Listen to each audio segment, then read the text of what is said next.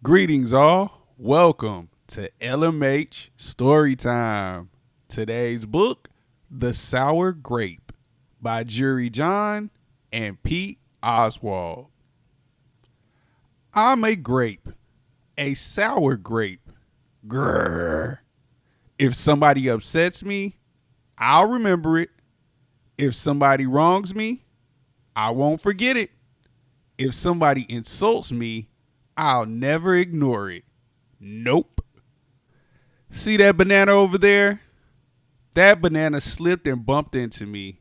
So I'm holding a grudge. See that orange? That orange didn't call me back for a week. Grudge. See that lime? That lime borrowed my scarf and never returned it. Grudge. I suppose I've got pretty thin skin for a grape.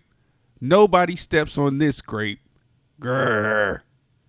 Granted, it wasn't always this way. I grew up in a close-knit bunch. There were about 3,000 of us in our little community. We were sweet to each other. You look nice today. So do you. No, you do. We all lived on a vine. Sure, it was a bit claustrophobic, especially when we were trying to get ready in the morning. Are you done in there yet? Come on! But my family was right with humor, goodwill, and warmth. We did our best with what we had. Are you going to finish that? My grandparents visited on the weekends. We stroll in the sun and they teach us what they knew. They said it takes a bunch to raise a seed. They said that good grapes roll their own way in life. They told us to be kind, forgiving, considerate, and grateful, or grapeful, my grandpa said with a wink. Above all, no matter what life throws at you, and there will be a lot, try to stay sweet, my grandma said. Indeed, we said in response. And for a while, I was the sweetest of the sweet. I said please. I said thank you. I brushed aside life's little annoyances, and I knew how good I had it. Oops. No problem at all. But then one day, something changed in me. It was my birthday. I had rigorously and vigorously planned a big party for weeks. I had sent out invitations with the date prominently displayed. Get this, I had a Ferris wheel, a magician, and hay rides. I had snacks upon snacks upon snacks. The highlight of the party, though, was a fireworks display which would happen at sundown. I stood out front and waited for folks to arrive. I had a gigantic smile on my face. I waited. Everybody was a little late, it seemed. No big deal, no big whoop. So I waited. A tumbleweed rolled by. A coyote howled in the distance. The sun sank behind the hills, and I waited. Nobody showed up, and I mean nobody. By the time the fireworks show started, with me as the sole spectator, I was scowling. I considered everybody I'd invited, and only one thought came to mind. Grudge, grudge, grudge, grudge, grudge, grudge, grudge, grudge, grudge. After that, my personality became something else entirely. I went from a sweet grape to a bitter grape to a snappy grape. Who moved my chair? Finally, I became a sour grape. Grrr. I started holding minor grudges that eventually became major grudges. Why don't you watch where you're going? I scowled so much that my face got all squishy. You know what? Don't even bother calling me back. I took my grumpiness out on others. Are you ever going to return my scarf? And that's just how it's been. Day after day, week after week, month after month, grudge after grudge. But something happened recently that changed my thinking. I was getting ready to meet up with my friend Lenny, the only fellow I knew who's as sour as I am. Lenny and I usually go to the park, where we sit on a bench and rant about stuff. But just as I was heading out the door, I bumped my knee. Oof. After I bandaged myself up, I discovered I had a flat tire. Ugh. Then I missed the bus, and the next bus was late. What? Finally, I got off at the wrong stop. Sheesh. By the time I arrived at the park, it was getting dark. Lenny was fuming and furious with a frown and a furrowed forehead. His face looked all squishy. We agreed to meet at exactly 4 o'clock. You're 3 hours late.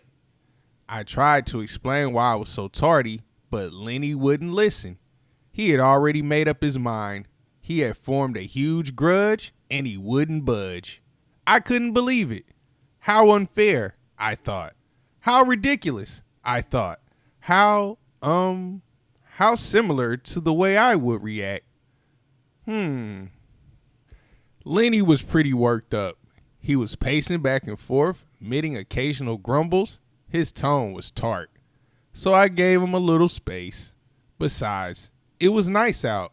I noticed the sky changing colors, the melodic chirping of the birds, the evening breeze, the buzz of the park's insects coming alive at night. I suddenly felt grateful and peaceful and calm. Had I been missing all the simple beauty because I was too busy complaining? Meanwhile, old Lenny stormed off, muttering something about disrespect and lack of consideration. I'm pretty sure I heard him add a grrr, too. I walked home. I pulled a dusty box from under my bed. There were old family photos inside. I spotted myself in one of the pictures. I was so sweet. I knew that little grape from the photo was still a big part of me, deep down. It would take some work to get back there again. And that was the exact moment I found the invitation I had sent out for my infamous birthday party, the one where nobody showed up. It said May 31. But wait a minute here.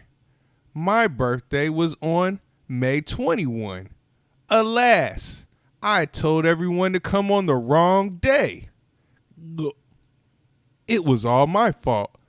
I realized nobody's perfect, not even me. After that, I started noticing other things too, like how remaining sour all the time is so draining.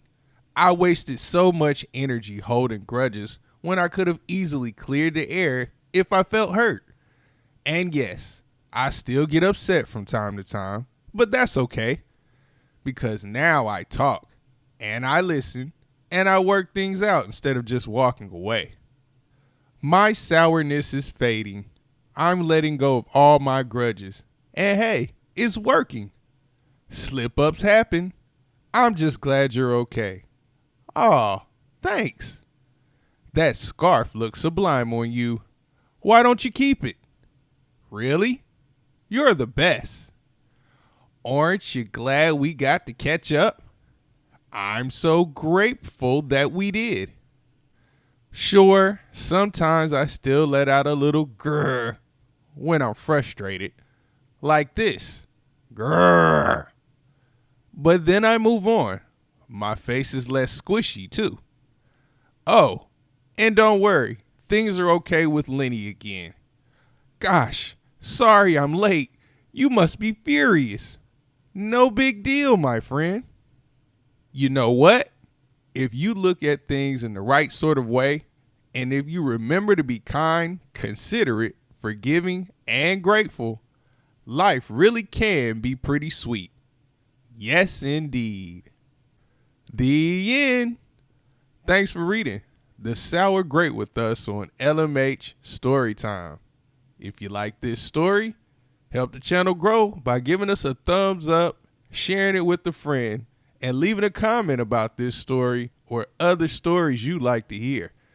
Don't forget to subscribe and hit the notification bell so you never miss a new story. We'll see you next time. Happy reading!